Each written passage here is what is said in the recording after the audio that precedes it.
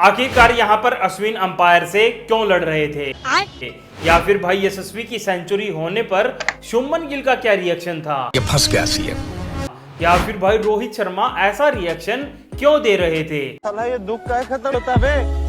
तो आज की इस वीडियो में मैं आपको इंडिया वर्सेस इंग्लैंड के सेकंड टेस्ट के पहले दिन की कुछ ऐसी मोमेंट्स बताऊंगा जो कि आपको हाइलाइट्स में भी देखने को नहीं मिलती हैं। तो चलिए फिर वीडियो शुरू करते हैं। टॉस होता है और फाइनली रोहित शर्मा टॉस जीत जाते हैं। टॉस जीतकर वो बैटिंग चुनते हैं और इंग्लैंड की तरफ से आज खेल रहे थे बशीर और भाई जेम्स एंडरसन। वो आ गया, देखो देखो वो आ गया। भाई आज इंग्लैंड की टीम में दो लोंडे तो ऐसे थे जिन्होंने अपना जन्म भी नहीं लिया था, तब तो जेम्स एंडरसन ने टेस्ट क्रिकेट में डेब्यू कर लिया था।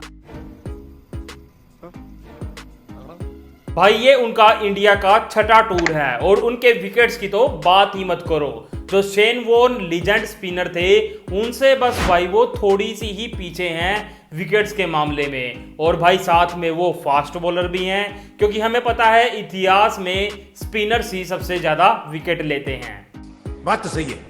भाई इनके सारे फैक्ट्स गिनवाने लग गया तो ये वीडियो बहुत ही लंबी हो सकती है, तो चलिए मैच की तरफ चलते हैं। तो स्टार्टिंग में रोहित शर्मा और यशस्वी जायसवाल बैटिंग करने आते हैं और स्टार्टिंग में भाई जो पिच थी वो बैटिंग के लिए नॉर्मल थी, तो रोहित शर्मा और यशस्वी जायसवाल थोड़ी देर तक तो पिच पर टिकते हैं, लेकिन भाई बशीर जिसका अभी तक इंडिया का वीजा ही नहीं लग रहा था वो आते ही रोहित शर्मा का वीजा लगवा देते हैं, वो भी ड्रेसिंग रूम का। भाई इसका तो वीजा नहीं लग रहा था जब ही ठीक था, लेकिन इन सब चीज को देख के ड्रेसिंग रूम में बैठा एक आदमी जरूर खुश था, वो थे भाई शुभमन गिल।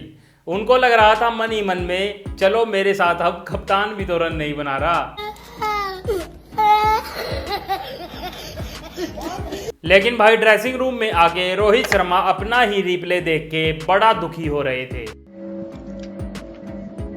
और फिर बैटिंग करने आते हैं प्रिंस, और आके भाई उन्होंने बढ़िया बैटिंग करी भी, लेकिन क्या करे सामने थे जेम्स एंडरसन और साथ में आप आइडल मानते हो विराट कोहली को, तो ऐसा हो सकता है कि आपकी आउट स्विंग पर एज ना लगे। बिल्कुल जैसे कोहली आउट होते थे वैसे ही शुभमन गिल भी आउट हो जाते हैं। भाई गिल ने रन बनाने में बेशक से सचिन और कोहली की बराबरी ना करी हो, लेकिन आज उन्होंने एंडरसन के सामने आउट होने की तो बराबरी कर ली थी। लेकिन कुछ भी कहो आज गिल ये तो कहने लायक रहा कि मैं कोहली स्टाइल में आउट हुआ हूं।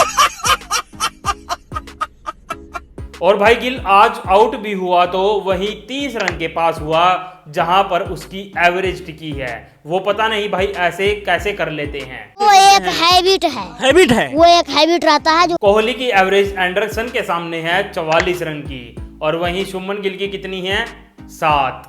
बोले जो कोयल बागों में। लेकिन दूसरी तरफ से यशस्वी जायसवाल अपनी एक और 50 फिर से पूरी कर लेते हैं और भाई रोहित शर्मा बैठे हुए उनके लिए खूब तालियां बजाते हैं। बजाते तो शुभमन गिल भी हैं, लेकिन एक सेकंड उनके एक्सप्रेशन चेक करो, नहीं लग रहा कि शुभमन गिल अंदर से कितने दुखी हैं। ये फंस गया सीएम। और दूसरी तरफ श्रेयस अय्यर भी आज तो पता नहीं भाई कैसे ठीक बैटिंग कर रहे थे और वो पहुंच चुके थे अपनी 30s में, और यशस्वी जायसवाल पहुंच चुके थे अपने शतक पे, और अब की बार गिल को ताली तो बजानी ही थी, वो भी खड़े होके।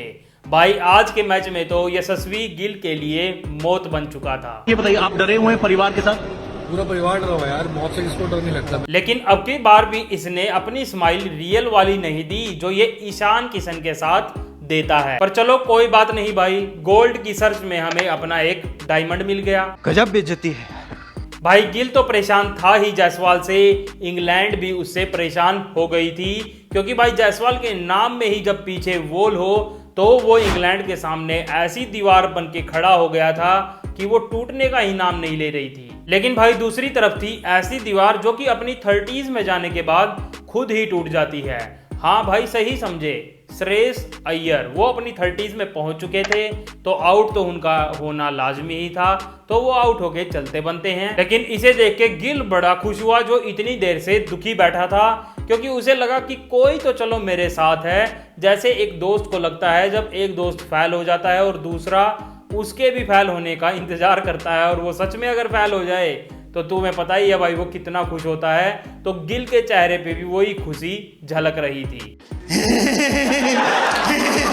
और फिर बैटिंग करने आते हैं रजत पाटीदार, जिनका ये डेब्यू मैच था और वो भाई बढ़िया बैटिंग भी कर रहे थे।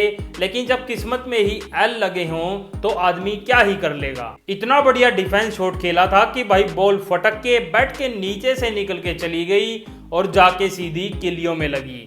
रोकने की भी भाई ने बड़ी कोशिश करी, जैसे एक लड़का उस लड़की को रोकने की कोशिश करता है जो कि खुद जाना जाती है। लेकिन फिर कौन रोक सकता है उस लड़की को, तो भाई बॉल भी नहीं रुकने वाली थी, वो बॉल जाके सीधी स्टंप्स में लगती है। मेरे साथ अन्याय हुआ है, मेरे साथ अन्याय हुआ है। फिर भाई यशस्वी ने तो अपने 150 रन भी पूरे कर लिए थे और अब की बार गिल को ताली बजाने के लिए दुखी नहीं होना पड़ा, क्योंकि उनके साथ थे श्रेयस अय्यर। और फिर कैमरा जाता है इन पे।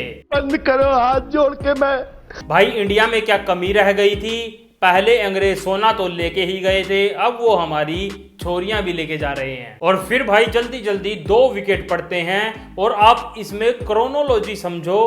पहले तो अक्षर पटेल पॉइंट पर शॉट खेलने जाते हैं बशीर की बॉलिंग पे और कैच पकड़ते हैं पॉइंट पर अहमद रहमान। और फिर भाई केएस भरत भी, जो कि राइट हैंडेड हैं, वो भी पॉइंट पर शॉट खेलते हैं। कट शॉट किसकी बॉलिंग पे?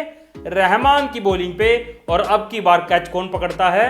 बशीर। एक तेरा, एक मेरा। और जब भाई दिन खत्म होने में बस 5 ही मिनट बचे थे और दूसरी तरफ यशस्वी जायसवाल तो भाई ये सब कुछ ऐसे देख रहे थे, ये हो क्या रहा है। बेचारे अश्विन को और 1 ओवर के लिए खेलने आना पड़ा और इसका गुस्सा वो निकाल के जाते हैं अंपायर पे। जाते जाते भाई वो अंपायर के साथ भी लड़ लेते हैं। पता नहीं कौन से रूल के लिए वो लड़ रहे थे। आपको क्या लगता है? कमेंट्स में कमेंट करके जरूर बताएं किस रूल के लिए अश्विन यहाँ पर लड़ रहे थे। और वहीं दूसरी तरफ भाई इंग्लिश सारे के सारे यशस्वी को बधाई दे रहे थे उनकी ये 179 रन की इनिंग के लिए।